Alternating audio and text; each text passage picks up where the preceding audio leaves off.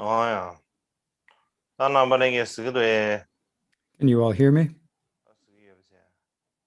Oh ja. Seems that you do. Shendren go zo yang. We will begin with the opening prayers.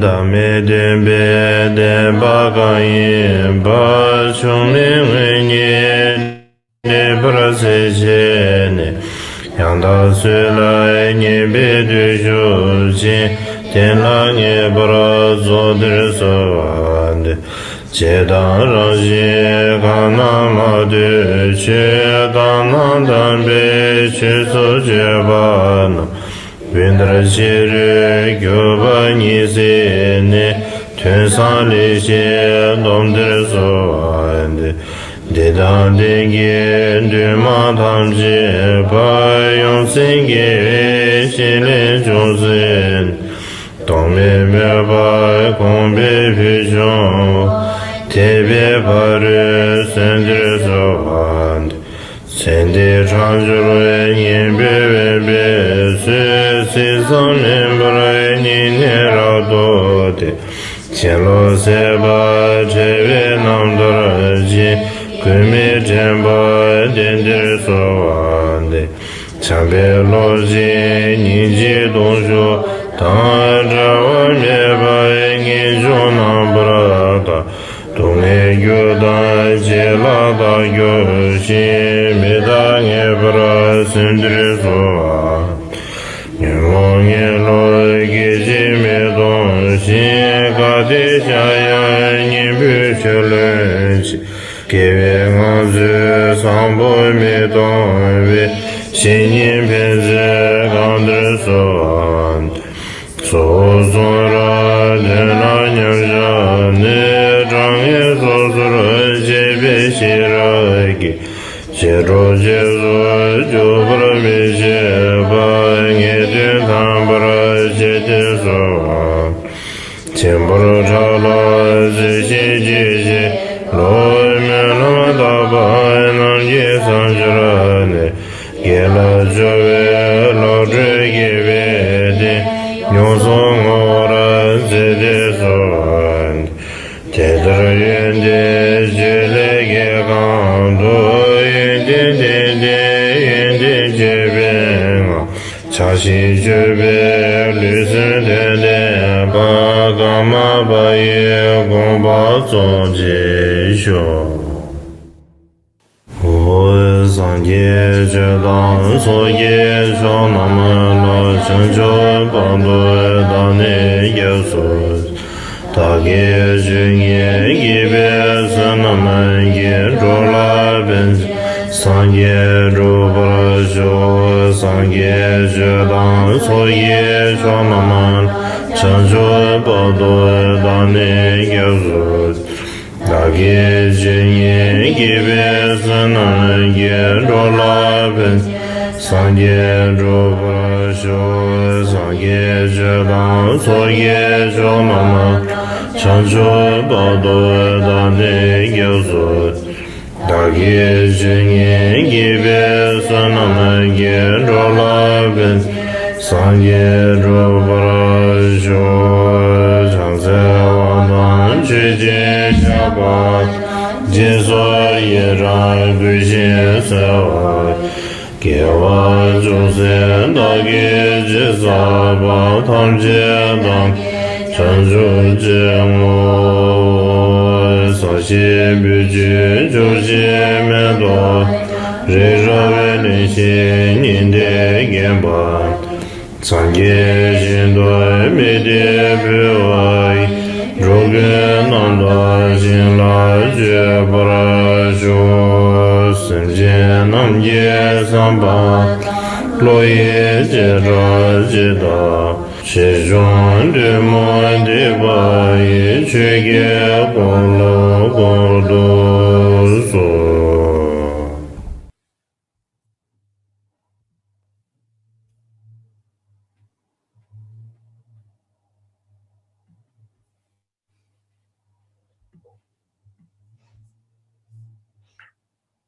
Hola, so.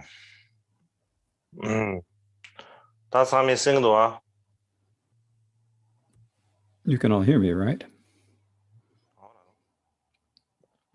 다 가시야 디 인터넷 connection 소마로 인터넷 가게게 자바디 야보 메주사네야 참선. Some people don't have such a good internet connection, so sometimes it is interrupted.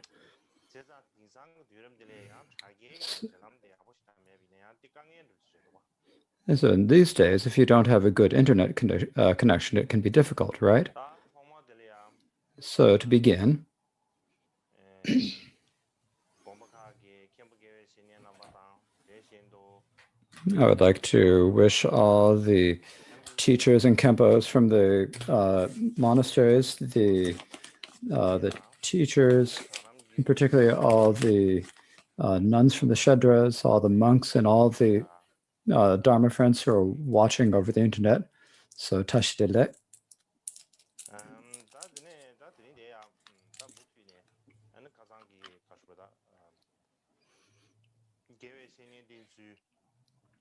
So today I will continue speaking about the topic of following the gurus.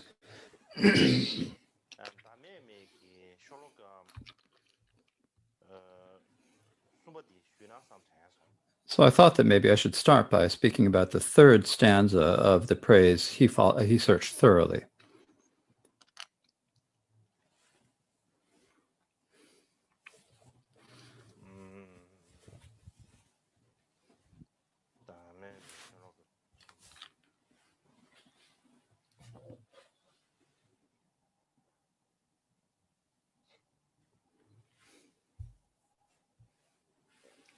야디 노도 나 개봤습니다.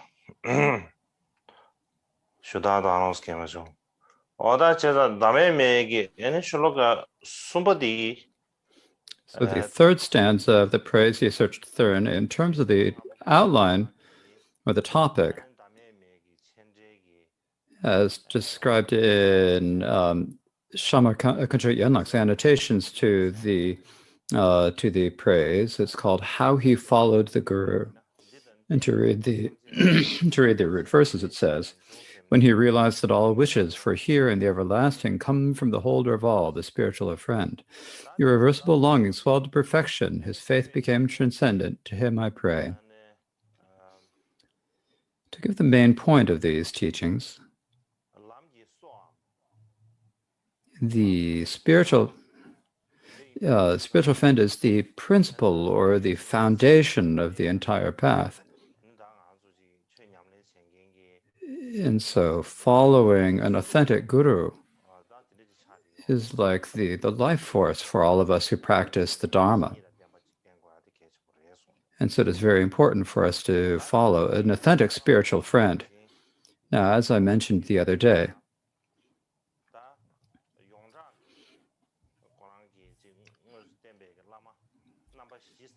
Mikha Dorje had 4 primary teachers, as is well known, including Sanji Nyempa and the others. So there are 4 main teachers. And so among these 4,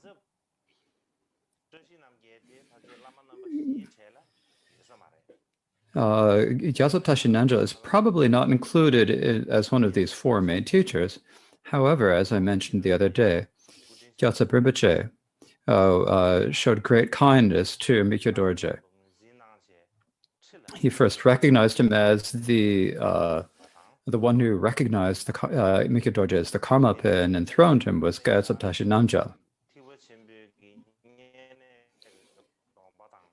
And then he gave him the fasting vows of the Mahayana and the vows of going forth. And so Mikha Dorje said that he was very kind.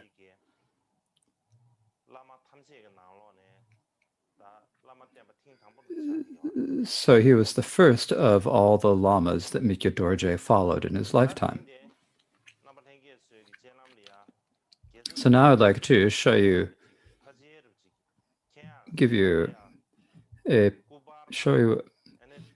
picture of Gyatso Tashinamta so that you may know who he is and what year he was born and what year he passed away.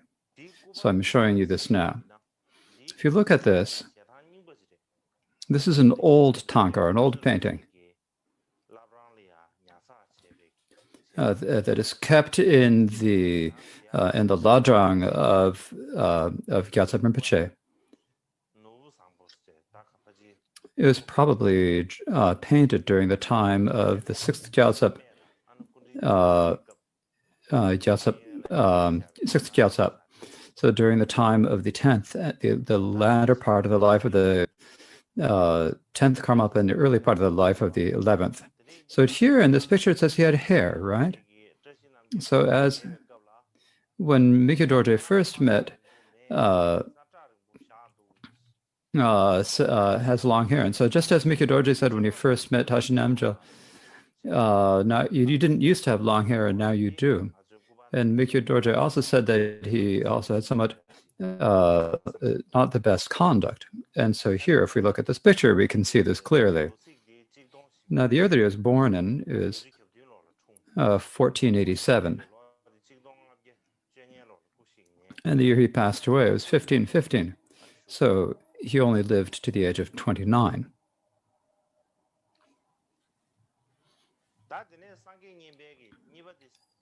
And his second Lama was Sangye Nyempe Rinpoche.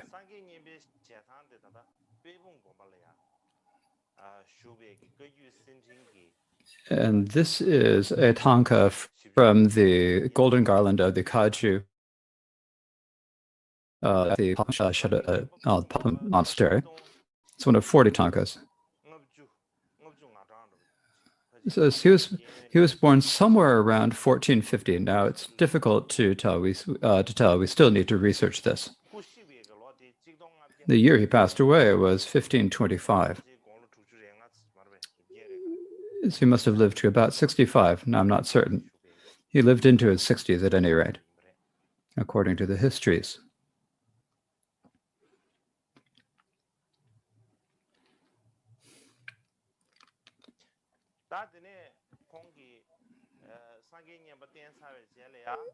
After he studied with Sangye Nyempe Rinpoche, the third guru he followed was Dulmo Tashi Wezar. Now, Dulmo Tashi Wezar, the dates of his birth and death, I still haven't found any clear indication of his year of his birth and death. But if you look at the Kaju Sercheng biographies, you can probably guess the year of his birth, but his birth year is difficult to find, I think. In any case, this picture shows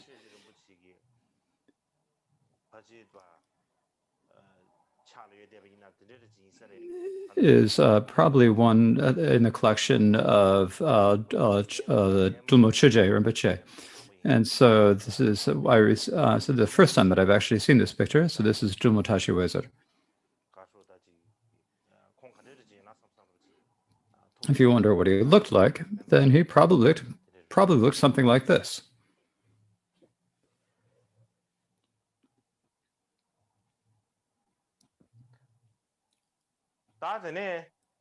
Next this is Khenchen Chudup Sengye, the one from whom he received the full ordination, the Bhikshu vows. So his name was Khenchen Chudup Sengye. So among his four gurus, he is considered one of Mikyo Dorje's four main gurus. He was born in 1451 and passed away in 1530.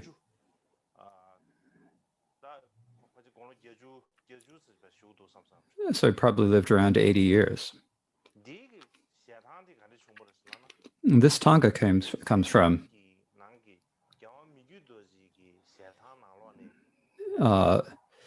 is from the tanka of Mikyo Dorje in the Kaju Sercheng.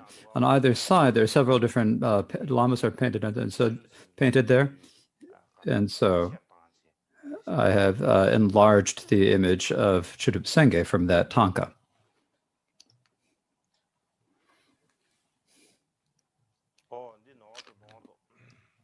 Oh, this is mistaken.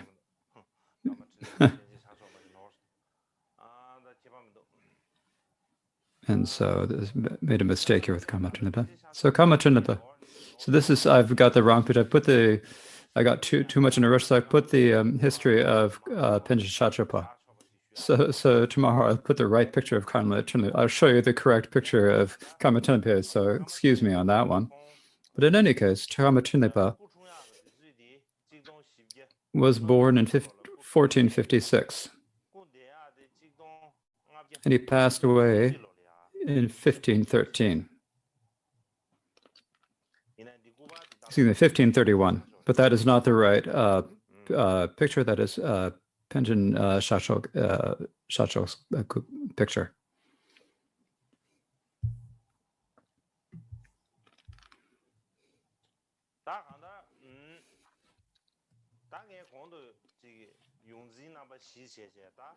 So I've spoken of the four main teachers, Sangye Nyempa, Dulmo Tashi Wezer, in addition, Kenjin Chudut Senge, and Karma Trinapa. These are considered the four teachers. And then in addition, there's Gyatso Tashi Namgya. And so now I've given you an introduction and shown you their picture. So next,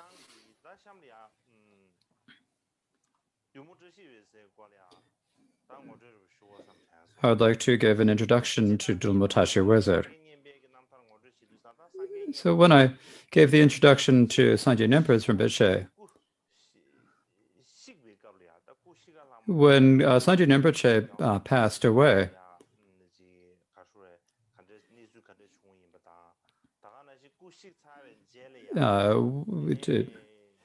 so what was the situation, Mikyo Dorje's situation at that time that Nyempa Rinpoche passed away?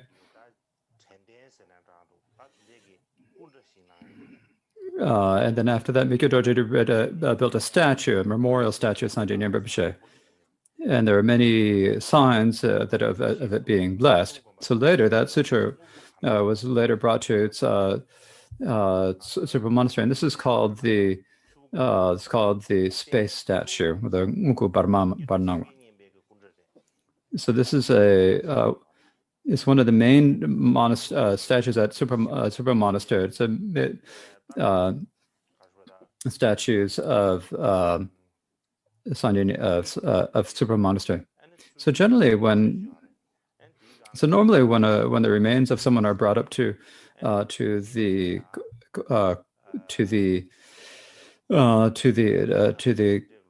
cemetery, and so the tradition is to bring us the remains to the to the charnel grounds and recite the 4-session Guru Yoga. And if there's someone in the area who is passing away, they're brought to the statue is brought to them and put near the statue near their house, and so that one day it's brought to them, and then that same day it is brought back to Supa monastery. So it is considered a very sacred statue.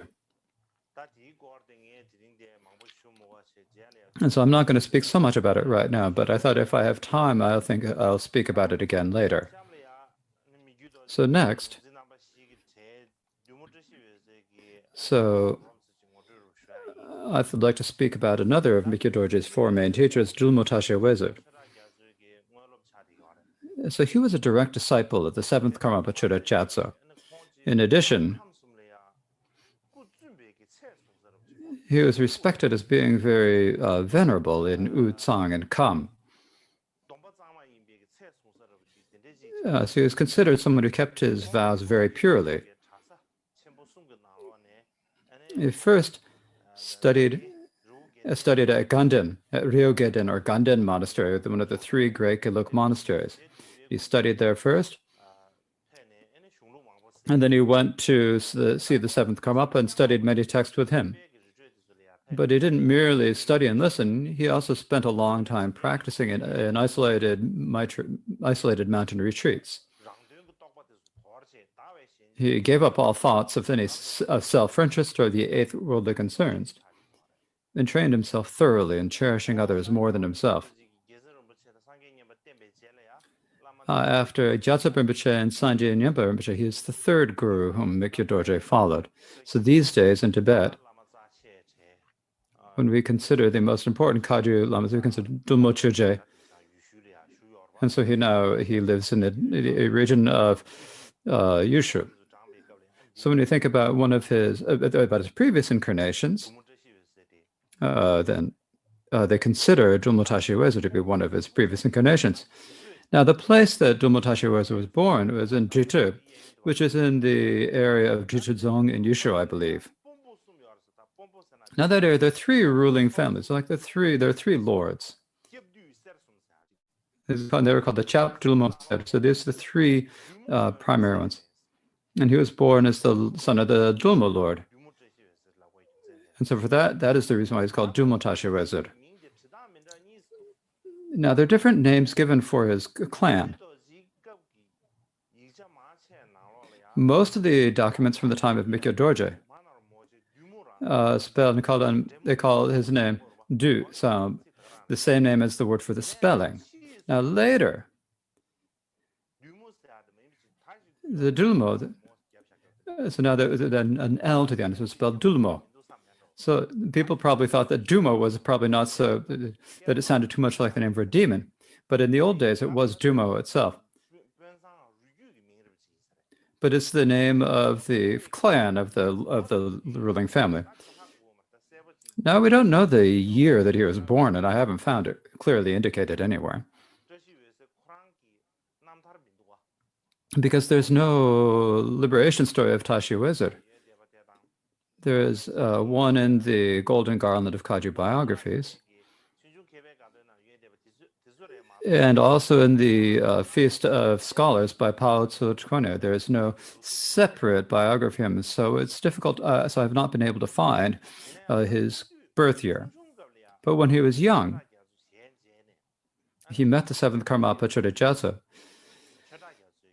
and was given the name Tashi Uezu. So that is the name given to him by Chodajatsu. He also received from Chodajatsu the transmission of the Mani mantra. And then he went forth as a monk with Goshi Pajadundra. And from the time he was 8, he studied basic logic with some Gelug Geshis. He went to the Ryoganden, or the Ganden monastery, and became well educated in the sutras and tantras.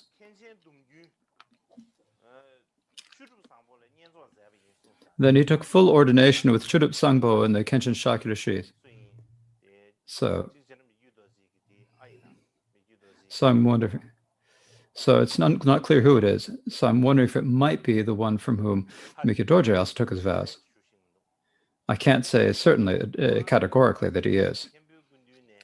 But when he took the full ordination vows from him, then he also took the Sakya lineage empowerments of Chaksamvara and in the traditions of Lupa and Gandapada, and the empowerments of the great empowerments of Vajrapani. Then he thought he should go back to his homeland. Now, in the old days, when you went to Kham, you could go the northern way or the southern route. The northern route, when you go through Ngachuk, the area of Ngachuk, and the southern line went through the area of Kongpo. So he was going by the southern route. And when he came to Namtu Mountain, he met Lord Chodajatsu. Now, when he was young, he had met Chodajatsu, but he was very little at that time. But now, when he was an adult, this is the first time that he met Chodajatsu as an adult. And the moment that he met him, he received the blessings and felt uncontrollable faith and gave up any thought of returning to his homeland and continued staying with the seventh Karmapa and received experiential instructions on Mahamudra and the 6 yogas, instructions on Mahamala, and the particular teachings of the Karmakaju, pointing out the 3 kayas, invisible prana and awareness, the 3 dohas of Saraha.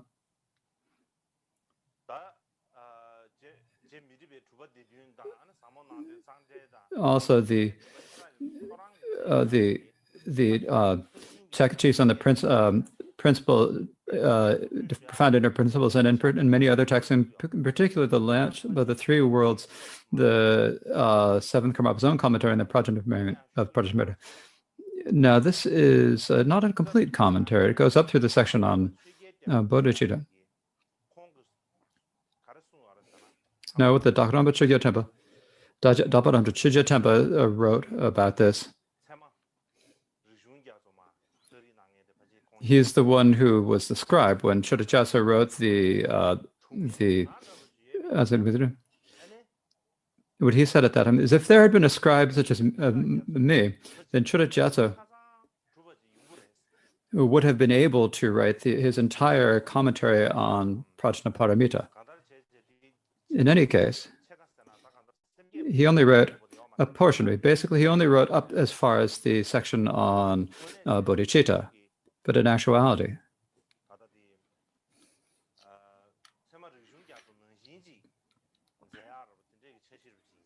he seemed to probably originally have plans of writing a text such a similar to his Ocean of Literature and Logic. And so he received many texts on Sutra and Tantra from Chudajasa and became well educated in this. Not only that, he went to the monastic colleges in central Tibet, and using the seventh Karmapa's philosophical traditions as the basis for his positions, he had public debates and discussions and became quite rather well known for that.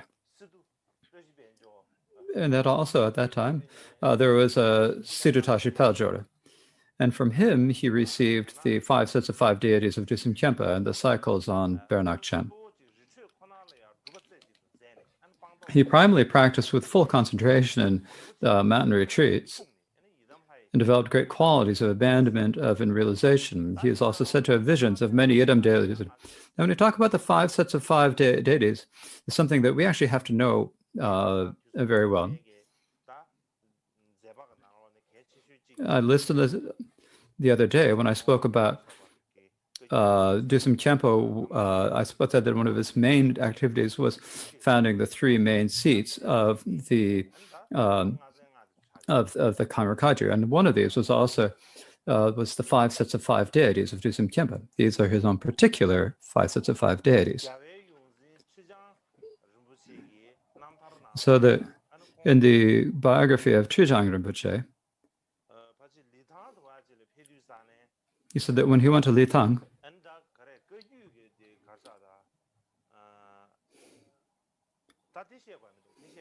no, I don't need to tell that story. It's not certain about that. In any case, among the 2, when the 2 tutors came to Tsurpo Monastery, when the 2 Hartsons came to Tumas, when they spoke to, he said that they spoke to the Chandri, to the steward, the Changzi of Tsurpo Monastery, and said and they asked him. He said, "Well, what text are you reading?" And he said, "I'm reading." So they met him, and they said, "He's saying I'm reading the 13 tantras." So there's a way that we spoke about it, actually. Actually, we can't even list all of the 13, but I'm memorizing the 12 tantras. And so what are the 5 sets of 5 deities of Dusum Khyentse? He asked me. So the first he said Palamang, 5 deities of Vajradhara, 5 deities of Chaksut, Nikadurafir, but the others he couldn't list. Yeah, so you can't. So I said, forget if you can't even remember the 5 sets of 5 deities, forget about knowing the 12 mandalas. So the question is not passing the test, not passing the quiz. You can't even list the 5 sets of 5 deities. So what are the 5 sets of 5 deities? So if I asked you, it would probably be a little difficult for you, wouldn't it? And so the 5 deities of Vajravati, the 5 deities of Chakrasamvara. Some people also consider the 5 deities of Gyagyasa, but it's not actually. It's not one of the 5. So it's Vari, the 5 of Varati, 5 of Chakrasamvara, the 5 of Vajradhara, the 5 of Hayagriva, and the 5 of Tara. So there are 5 sets, and each of them have 5 deities, so the 5 sets of 5. And so this is something that we need to know. So if someone from another lineage asks you, if they say to you, well, what are the 5 sets of 5 deities of your karma constitution? And if you can tell them, if you can't tell them, then you'll be embarrassed. Now later, Tashi Wezer, Julmo Tashi Wenser, went to Surmang, Ga and Jekondo and Ga, Denma, Dichul Hojun, Chaptu, and various other places, and conducted great activity. In particular, he taught, just as the seventh Karmapa instructed, he taught the profound inner principles and several other teachings, and the teachings of Chakasvar, Vajra, and Gautamant, and teachings from the lineage, in particular, all the profound dharma that he had received from the seventh Karmapa. He gave them these all to the Karmapa, just as if he was pouring from one vase to another. And the eighth Karmapa would say, the true Lord's Tashi, and treated him with the same respect as he treated Sanjay Nyempa. And then he built a new monastery at Bengar in Rongpo. And many great beings included Gyaltsab Dragpa Peljor, the monastic worldly communities of eastern Tibet, considered him as a guru to be like one of the great gurus, the one guru who could be one's only guru.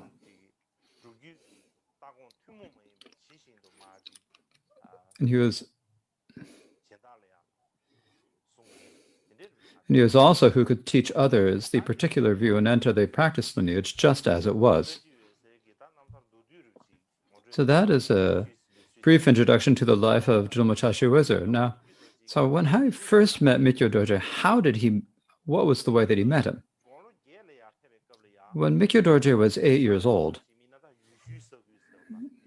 he was in the area that's in the present-day region of Jushu. And so during time when Mikyo Dorje came to that area, Sanjay Nyempa and Julmo Tashi Wezer went together to the great encampment. They came to see Mikyo Dorje, and they met each other at that time. And at that time, Mikyo Dorje himself felt great faith for both Sanjay Nyempa Rinpoche and Tashi Wezer, and thought to himself that that they'd be wonderful to study with the two. Then later, when he reached the age of 15, he had a discussion with his attendants and various other people about whom he should study. And some people said that he should study with Tashi Wezer. But the main thing, there wasn't anyone who said that he should study with Tashi Wezer. But Mikyo Dorje himself looked at the situation and felt that Tashi Wezer was an authentic guru and invited him to the encampment and studied text with him. Now, what he studied with him was primarily about the tantras, Chaksamvara, the root tantras of Chaksamvara and Gusamava, the Vajra song, the two books of He Vajra, the Samputta Tantra, Vajra Chatupita. So these are primarily studies of the tantras, as well as the profound inner principles by Rangchen Dorje, the Supreme Continuum, the philosophical schools, and also poetry and grammar. In brief, he studied all the crucial points of practice of the pith instructions from the Vinaya through glorious Srimaja. He learned how to.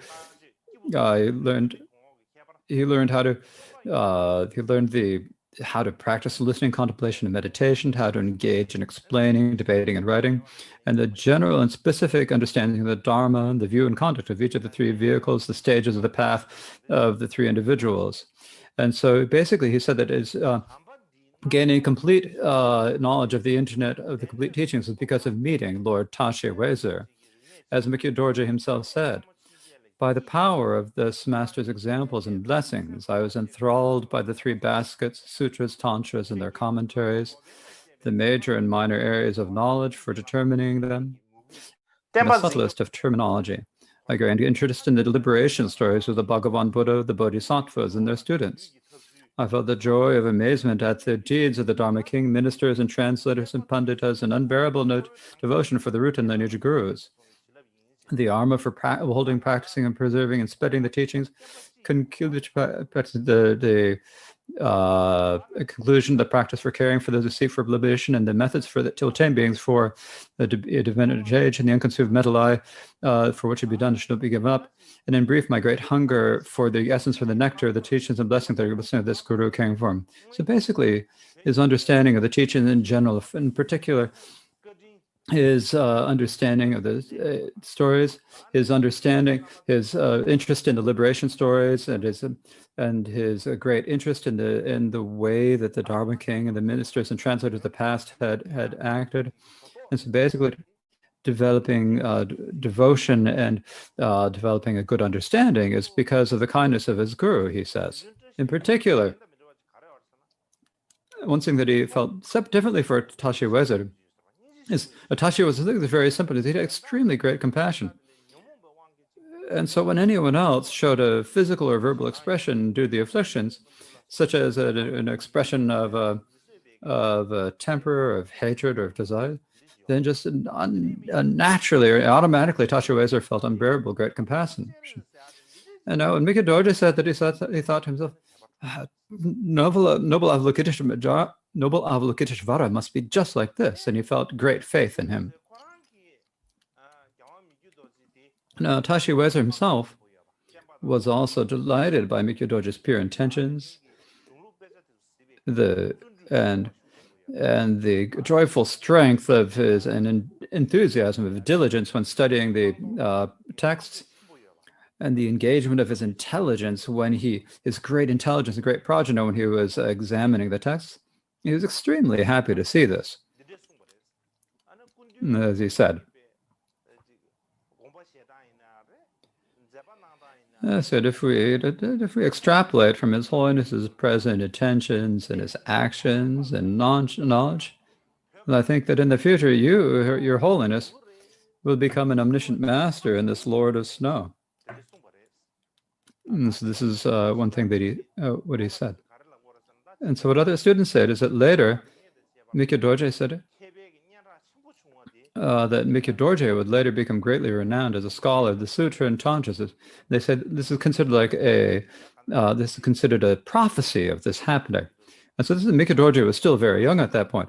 And from that point, Dharma Tashi Wezer said, you in the future will be a great scholar, a great master. And so he made that prediction. Now, actually, the period of time during which Mikyo Dorje actually studied with Tashi Wezer was not very long. It was only 3 whole years. There were only 3 years, not even 3 full years. When I said it wasn't less than 3 years, but the blessings of Tashi Wezer, you could say, if we say in contemporaries, the influence of Tashi Wezer lasted Mikyo Dorje's entire life. And the reason for that is that when Mikyo Dorje met him, and when he studied text from him, and because of that, Mikyo Dorje developed like a real great interest and a great longing for the Sutra and Tantra fields of Tantra. And then later, for 12 years, he just spent his entire time reading text. He wouldn't relax in the daytime. And even at night, he didn't read much. He just studied the whole time. And he realized that if he ate a lot of food, he would have a lot of phlegm. It's like one of the 3 humors, phlegm. And if he had a lot of phlegm, he'd need a lot of sleep. And so for that reason, he ate very little. And also, when Mikyo Dorje had audiences or conversations with people, he really enjoyed speaking about philosophy in the texts. When he was reading, when he was studying and reading, when he was speaking to us, when there was some sort of a point that came to his mind, he would immediately make a note of it. And so he'd write down the notes at that time. And so he continued with really great diligence for uninterruptedly, and for that. And his great enthusiasm for this was primarily because of the condition of Tashi Wezer's blessings. Likewise, whenever Mikyo Dorje would speak about Tashi Wezar, and so that he'd say that he's very great or a great scholar, when he would remember any of the qualities of Tashi Wezar and think about them and recall them, he had this great faith that really, really welled up. And he would not need to speak about Mikyo Dorje himself, but even the students around him could like feel the warmth of his blessings just sort of coming out. It's like when you have a heater. It's like when you have an air conditioner or a heater. Like you've got the air that comes from it. It's like the warmth of the blessing would just come out like that. And so, and this was and it's Mikyo Dorje's direct disciples who said that it was like this. So in brief, the Mikyo Dorje wrote a liberation story of Sanjay Nyingpa, the undeceiving essence of Dharmakaya. This is one of two liberation stories of Sanjay Nyingpa, and one of these is called the undeceiving essence of the Dharmakaya. I met the Guru Dummo Wezu, who was named after this caste, and he nurtured the slight bit of virtue that was already in my being, granting me the kindness of an understanding of the complete stages of the path of the Buddha's teachings. I could not repay the kindness of this being, even if my body were pulverized into innumerable particles. And so the reason why I said a Dummo, and so the Dummo is because of his caste or his clan name. Tashi Wezar is his own name, because of, he said that by meeting it, before I had some virtuous thoughts, but they were a little bit, they're a bit weak. They were kind of declining. And because of meeting them, then my faith did not disappear. When we talk about the teachings of the Buddha, the teaching of the four philosophical schools of Sutra and Tantra, it's because of him that I gained an understanding of these. So it's extremely kind. So if my body were cut into tiny, tiny pieces, and so made into like flour, if you make it into flour and offered it to him as a mandala, it still wouldn't repay his kindness. And so this is what he said about his kindness.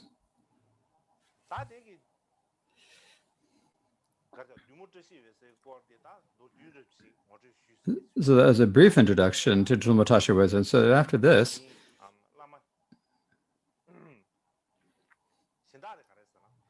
the other gurus, another gurus of Mikyo Dorje is named Chudup Senge. So Chudup Senge,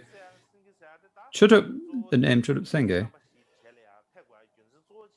and the main reason why he is included in as one of the four main teachers of Mikyo Dorje is that he was the person who gave him the full ordination. So he's the person from whom Mikyo Dorje received the victory vow. So that's why it's continued. And Mikyo Dorje also received many other teachings from him. However, but Chudup Senge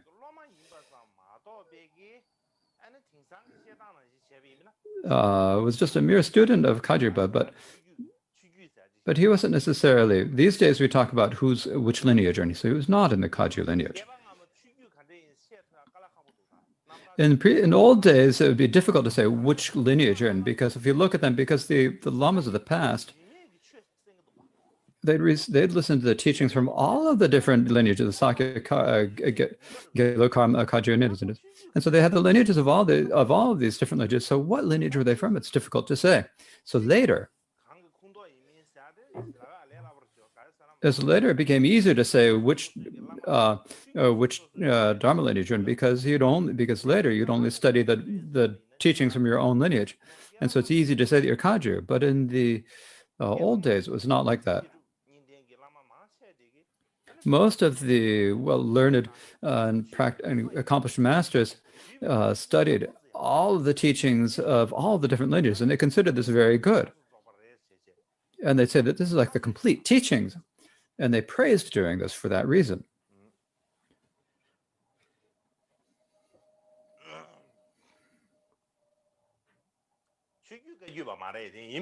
So he's not the Kagyu lineage itself, but he was the Lama who gave Mikitoji the full ordination. And so for that reason, he's considered one of the four main gurus. Now, his birthplace is in the region of Tsang.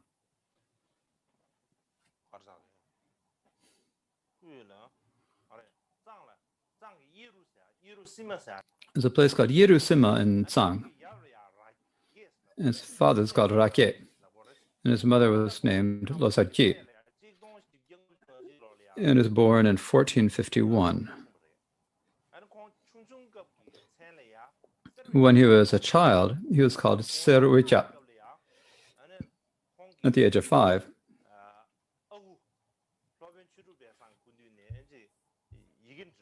he started to learn how to write from Lopan Churup Chasam, and also began learning how to recite texts and so forth.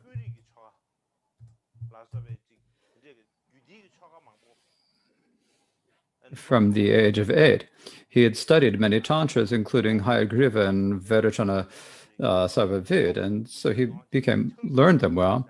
And so people would come to ask him and ask him to make protection cords and to distill obstructors. So you mentioned the old days in Tibet, in old times in Tibet, Hayagriva was very important for was considered very important, and Vairocana Sarvavid was used often when corpses were brought to the charnel grounds and so forth. Now, at the age of 14, he took the novice vows from the great holder of the Vinaya, Rabdra Sengye. He also received the empowerment of Hevajra and the initiation of the protector Namse. And so there's a particular scripture on Namse. So Mikyo Dorje took the empowerment of Namse from him also. And at 18,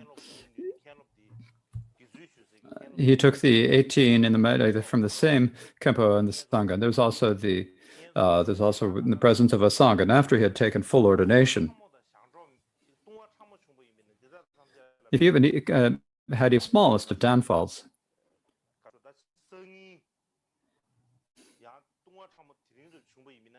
if he had he would confess it that very same day. He wouldn't let another day pass.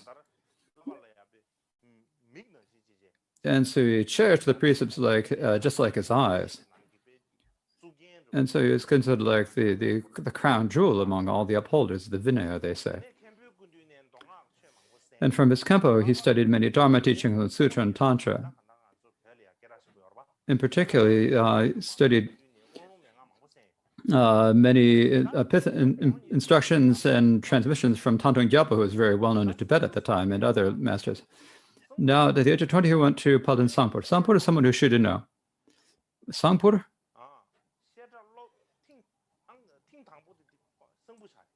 Sangpur was the first Shedra in Tibet. The Sangpur monastery was the first monastery. So it's like the Tibetan Nalanda. And now later, Sangpur declined.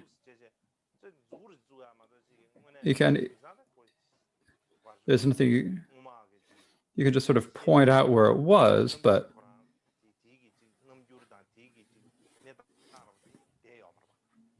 the situation of the Shedra and its condition is no longer there. But at that time, it was a very important place. So we went to Sangpura, and there was a great scholar named Tensel. And so he studied a teaching combining the commentary and validity with treasury of valid logic. He studied the 3 vows and mind training and so forth. And he said that it was extremely beneficial for his mind. At the age of 25, he studied the Prajna Paramita, the 5 Dharmas of Maitreya, the upper learned Abhidharma, the root versus the middle way, and the entering the middle way with great diligence. Now, at that time, however, there was talking about doing dark orders doing a debating tour, and so you'd go to a different monastery and sit as a position, and so and they didn't like this. And so one of the reasons he didn't like this is because one of the main reasons people went on these debating tours is that they wanted to become well known. And so you have the Shedra. You'd go to the so when you do one of these tours, you would go to the great Shedras and you do hold your position. If it turned out well, you become very well known. So he didn't like these things that you would do in order to gain fame. Now, when he was 30 years old, so he was from the Godangamba. He was a Swadeshi. So this is the primate.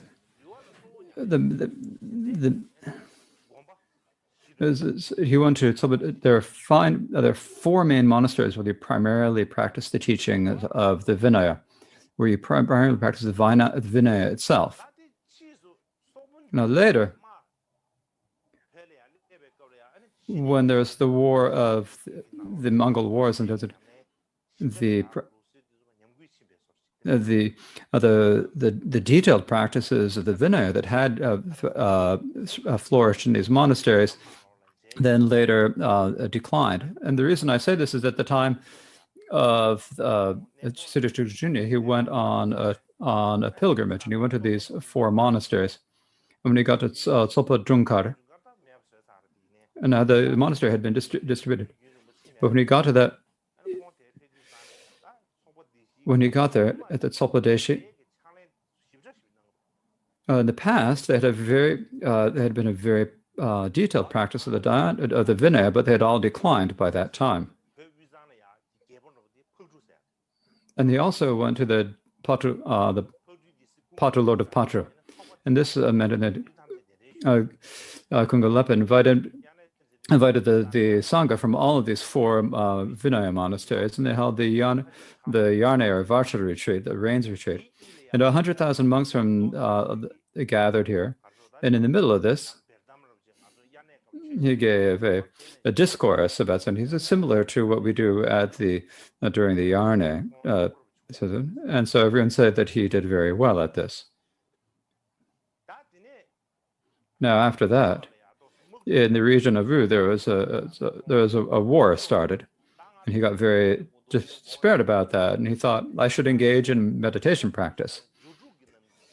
And he received instructions on the 6 applications from the master of yoga, Sunam Senge.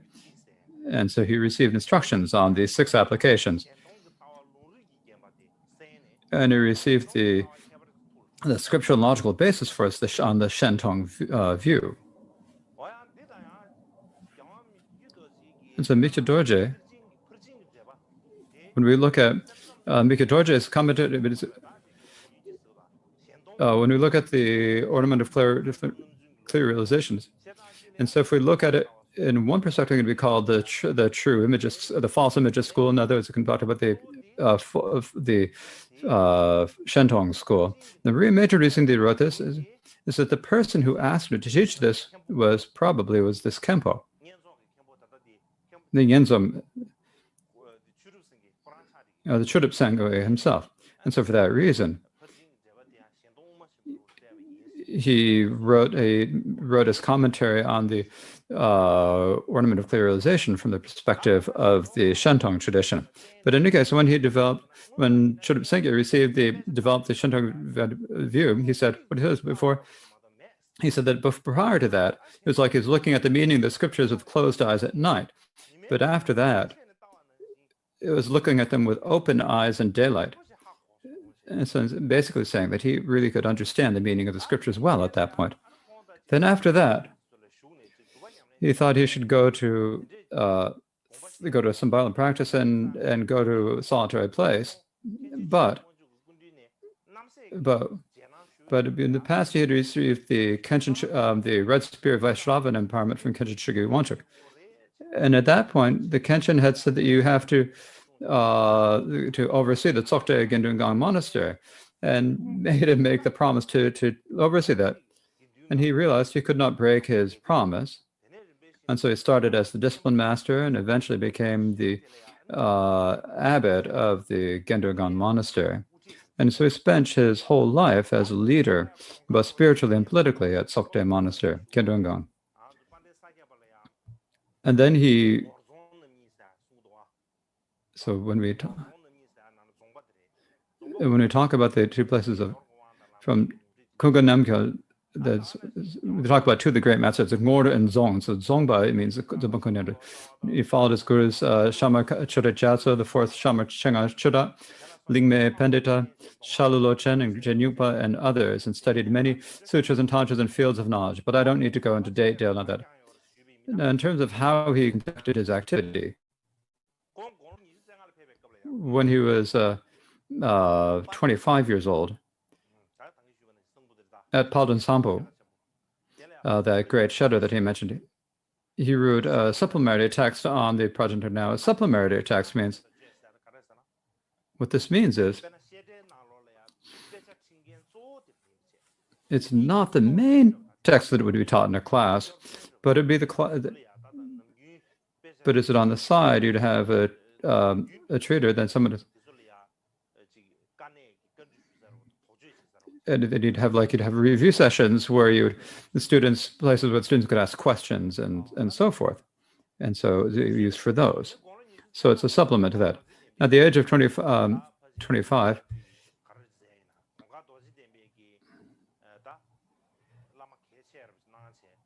Gongpa Dorje Dempo was one of his most important lives, and he studied the Sutra and Tantra. Then at 25, he became the Kempo of Gendun Gampa. And so that is when that happened. So then in 1506, he was invited by Shama Churga and received the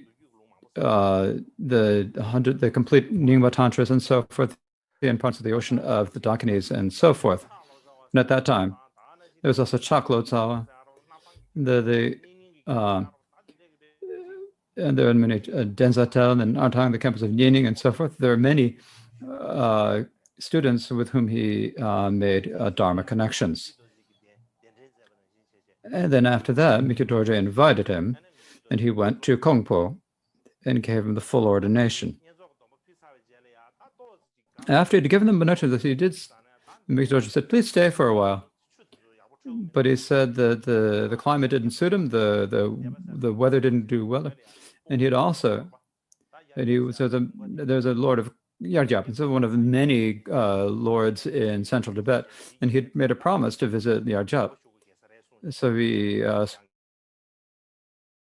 returned to central Tibet, and when he stopped, and he was on the way back to central Tibet, he stopped at Drikun Monastery and spent 5 days there, and then went via Lhasa to Yargyap. And he met the Lord and his wife and children. Now at that time, a lot of students came to see him, but he said to them, "I'm not going to remain long," he predicted. And then when he was 80 years old, in 1530, on the 7th day of the 6th lunar month, he said, "I'm leaving." He said, "So I spread my love." So spread my mat. And the meaning is, I'm not sure if I understood this. It didn't say spread my mat. It said send my mat. So basically do something with my mat, he said. And so those around him said, "If you're going to go to a pure realm, who should we take as our protector and refuge?" When they asked this, he said, "Don't engage in grudges of mental clinging. You are all never separate from me." So I'm basically saying, don't be attached. This means the attachment of self-clinging, of ego clinging. Do not have any ego clinging. You are never separate from me, he said. He said this 3 times. And then after that, without any sign of illness, he's sitting in the 7-pointed posture of Vairochana, and right there he passed away. It's not like, he got sick and lay down the way we usually do. He just sat right there in the 7 points of posture and passed away. We can't even sit in the 7 points of Vairochana when alive. And he sat in the 7 points when he was passing away. And that's really, really wondrous, isn't it? Then there's also the talk about how I'd like to speak about how he was invited to see Mikip Dorje, but I think now we need to take the break. And so when we come back, then I will immediately recommence with this.